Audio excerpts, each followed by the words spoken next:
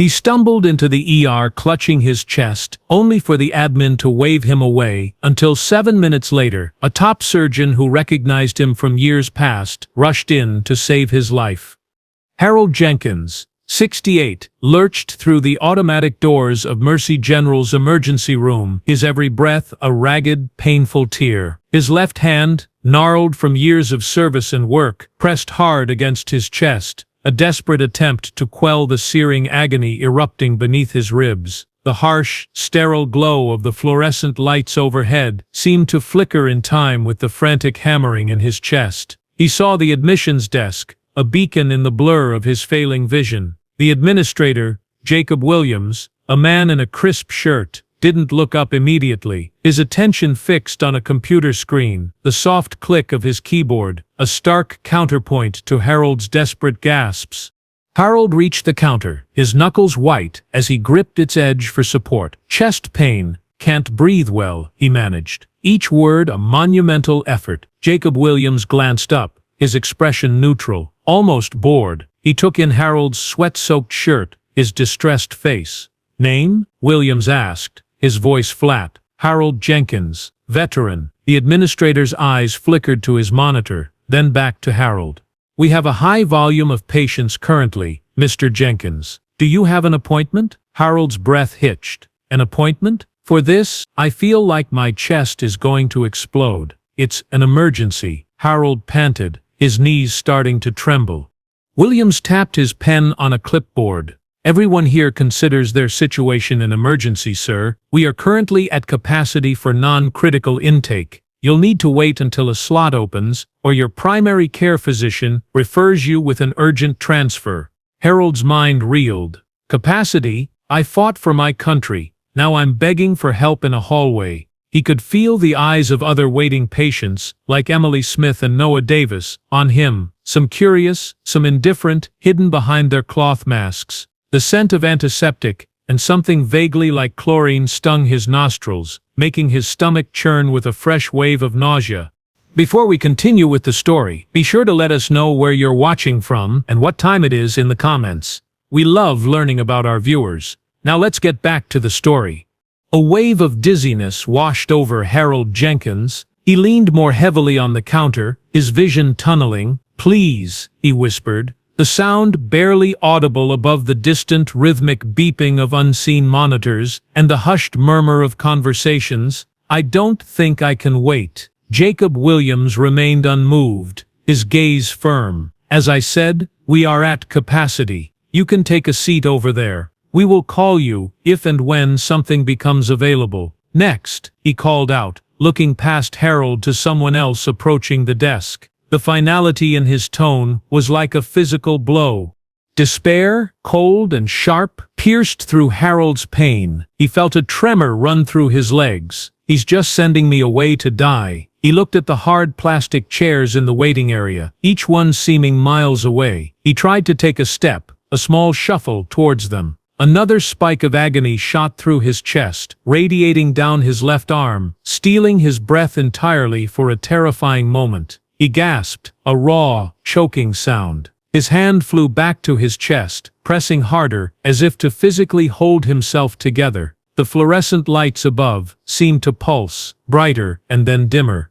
He stumbled away from the desk, his body swaying. The murmurs of the waiting room seemed to grow louder, then fade into a dull roar. He saw a young woman, Ava Taylor, a nurse in blue scrubs, glance towards him with a slight frown before an older colleague, Liam Johnson, directed her attention elsewhere. Harold felt a profound sense of isolation, a man drowning in plain sight. He reached a small, unforgiving bench, pushed against a far wall, his intended destination the hard chairs, seeming an impossible journey now. He sank onto it, not with relief, but with a sense of surrender.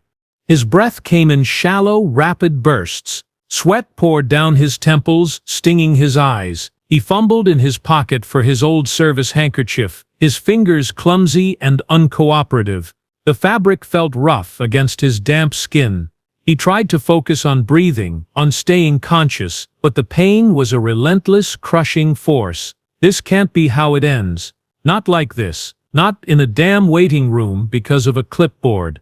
He thought of his granddaughter's upcoming birthday, a small bright image that flickered and then was extinguished by another wave of intense pressure in his chest.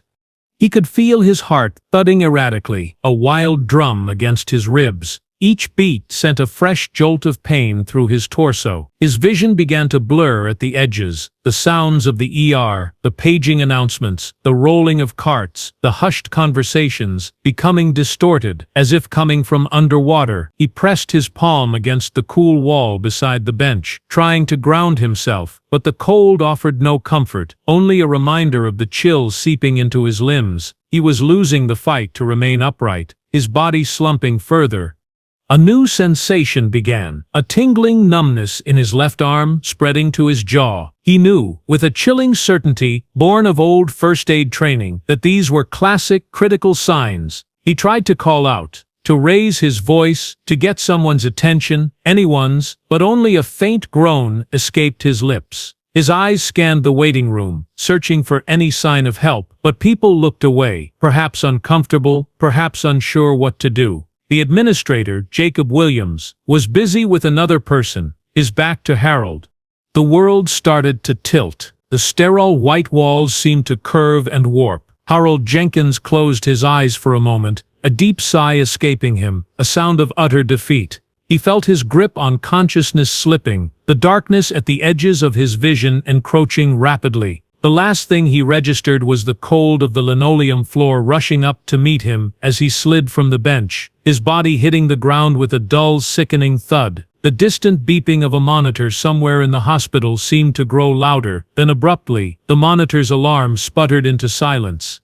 Harold Jenkins lay sprawled on the cold linoleum, the earlier din of the ER fading to a distant hum. His chest heaved, each gasp for air a desperate, failing struggle. The sharp, antiseptic smell of the floor cleaner filled his nostrils, a stark contrast to the metallic taste of fear in his mouth. He could feel the vibrations of footsteps nearby, but couldn't summon the strength to turn his head or call out. Is anyone seeing this? Does anyone care? The pain in his chest was a constant, crushing weight, squeezing the life from him. He was terrifyingly aware of his own fading pulse. A nurse, Ava Taylor, who had earlier frowned in his direction, now stood frozen for a moment, looking from Harold's prone form to the administrator, Jacob Williams, who was still processing another patient. Williams, sensing her gaze, glanced over, his expression hardening. He was told to wait. Probably just fainted. Someone will get to him when they're free, Williams stated dismissively, his voice loud enough for several nearby patients, including Olivia Brown, who was waiting for news on a relative, to hear. Ava Taylor bit her lip, her eyes wide with concern, but she hesitated, caught between protocol and conscience.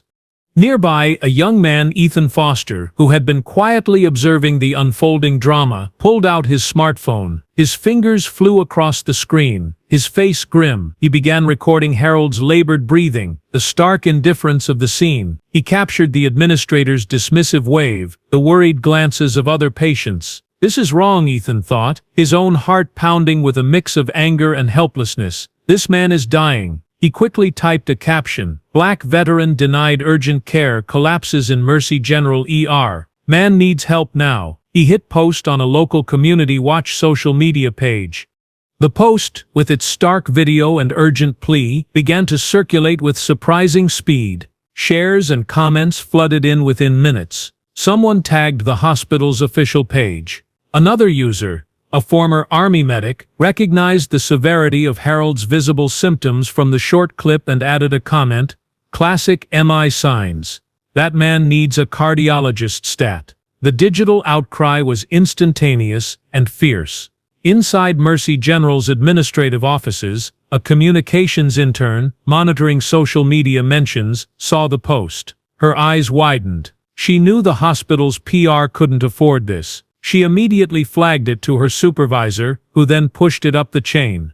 The alert, now marked UR-Gent, PR Crisis and Patient Safety, pinged on the dedicated tablet of Dr. Marcus Bennett, Mercy General's Chief of Cardiothoracic Surgery. Bennett, a black man in his late 50s, was between consultations, reviewing patient files in his quiet office, a world away from the ER's chaos. He almost dismissed the notification, but the subject line caught his eye. He opened it, his expression shifting from mild irritation to focused concern, as he read the brief summary and then clicked the link to Ethan Foster's video. His breath caught in his throat.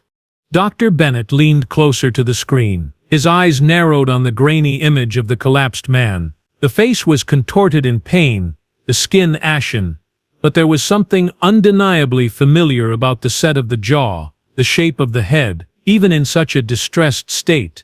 He zoomed in. It can't be. Then he saw the man's left hand, briefly visible in the recording, clutching his chest. A distinctive scar ran across the knuckles, a scar Dr. Bennett had seen countless times before, decades ago, in a very different, far more dangerous place. Harry, he whispered, the name a ghost from his past. A jolt of recognition, sharp and visceral, coursed through Dr. Marcus Bennett, Harold Harry Jenkins. They had served together, two young men in a forgotten war, side by side in dusty, dangerous terrain. Harry had been older then too, a mentor, a steady hand. He'd saved Bennett's life once, pulling him from the path of an oncoming threat. The memory, so long dormant, surged back with the force of a physical impact. He looked at the video again, his gut clenching. That was Harry, and he was dying, on the floor of his hospital.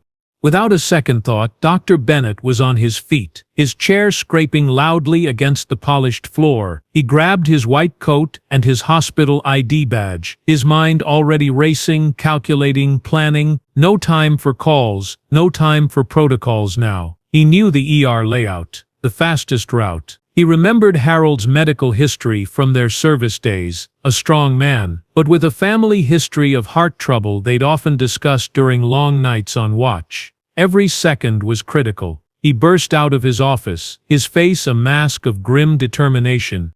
His long strides ate up the distance through the quiet corridors of the surgical wing, his hard-soled shoes echoing ominously. Nurses and junior doctors turned in surprise as the usually composed chief of surgery rushed past, his eyes fixed on some distant, urgent point. He didn't acknowledge their curious stares or their hesitant greetings. He was a man on a mission, fueled by a potent cocktail of adrenaline, fear, and a sudden, fierce loyalty that transcended time and position. He was no longer just Dr. Bennett, chief surgeon. He was Marcus, and his friend Harry needed him. He reached the busier, more chaotic section of the hospital leading towards the emergency department. The sounds grew louder, hurried footsteps, medical equipment being wheeled, voices calling out. He bypassed the main elevators, knowing they'd be too slow, and headed for the emergency stairwell. He took the stairs two at a time, his own heart pounding in his ears, a frantic rhythm accompanying his desperate rush. He could picture Harold's face, not as the ashen figure in the video, but as the vibrant, resilient man he had known. The chatter of nurses hushed as footsteps pounded with increasing urgency down the corridor. Dr. Marcus Bennett burst through the double doors of the emergency room like a man possessed, his white coat billowing behind him. His eyes scanned the chaotic scene, instantly locking onto the small crowd gathered around a figure on the floor. He saw Harold Jenkins, his old friend, pale and still, with Nurse Ava Taylor now attempting to take a pulse, her face etched with worry. The administrator, Jacob Williams, stood to one side, looking flustered, holding a tablet that was likely displaying the rapidly escalating social media storm and internal alerts. The air was thick with unspoken tension and the smell of fear. "Stand aside," Dr. Bennett's voice cut through the ER hubbub, sharp and authoritative. Heads turned. Staff who knew him, like Nurse Olivia Brown, who was nearby with a crash cart, reacted with immediate deference, parting to let him through. Jacob Williams, however, stepped forward, his expression a mixture of defensiveness and affront. "Dr. Bennett, this area is under ER jurisdiction. The patient was being assessed for." Dr. Bennett didn't break stride. He held up his hospital ID badge directly in Williams' face. "This is my patient now. He's Harold Jenkins, and he needs surgery, not an assessment in a hallway." Williams recoiled slightly, his eyes wide at the fury in the surgeon's gaze. "But the protocols, we have procedures." Dr. Bennett was already kneeling beside Harold, his fingers expertly finding the carotid artery, weak, thready pulse. Too slow. Procedures? Bennett's voice was dangerously low. Your procedure nearly killed him. Was it capacity, the procedure you followed when a decorated veteran was collapsing from a massive coronary event right in front of you? Other patients and staff, including a shocked Emily Smith, watched the confrontation, silent and rapt. The bystander, Ethan Foster, was still recording, capturing every word. Dr. Bennett looked up at Nurse Ava Taylor. What's his GCS? Get me a full set of vitals now. Someone page the OR, clear OR3. Tell them it's a code blue, suspected aortic dissection or massive MI. My authority. He then looked directly at Jacob Williams, his voice ringing with command. You, he said, pointing a finger at the administrator, will ensure every resource I need is made available instantly. No delays, no excuses. Williams, pale and visibly shaken, simply nodded, the fight draining out of him as he backed away slowly, the weight of the surgeon's stare and the implications of the scene pressing down on him. Dr. Bennett turned his full attention back to Harold. Harry, can you hear me? It's Marcus. Marcus Bennett. We're going to take care of you, buddy. There was no visible response from Harold. His eyes closed, his breathing shallow. Dr. Bennett began barking orders, his voice a calm, commanding presence in the storm of activity that erupted around him. Let's get him on a gurney. Oxygen, 15 liters, non-rebreather. Get an IV line in. Wide bore. Run it open. Someone draw blood for cross-match. Cardiac enzymes, full panel. Where's that portable ECG? Staff scrambled to comply, the ER buzzing with sudden, focused energy. As they carefully lifted Harold onto the gurney, Dr. Bennett noticed Harold's old service pin still affixed to his jacket lapel, now askew. A pang went through him. He wore it with pride, even today. He made a quick call from his own phone, his voice urgent. This is Dr. Bennett. I am invoking the Emergency Medical Treatment and Labor Act. This patient, Harold Jenkins, is critical. I want a live feed of his prep and transfer to OR3 broadcast to all senior administrative staff immediately. They need to witness the consequences of their department's failures. He hung up, his jaw tight. The gurney was now racing through the corridors, Dr. Bennett jogging alongside, never taking his eyes off Harold. Nurse Olivia Brown was bagging him, while Ava Taylor called out vital signs. BP dropping, 80/50. Heart rate 42. Dr. Bennett processed the information instantly, starting chest compressions. If we lose the pulse, get the defibrillator paddles on him, but don't charge yet. I need him, in the OR. The fluorescent lights streaked overhead as they moved, a blur of motion and urgency. They passed worried faces of other staff, like Liam Johnson, who stepped back to clear their path.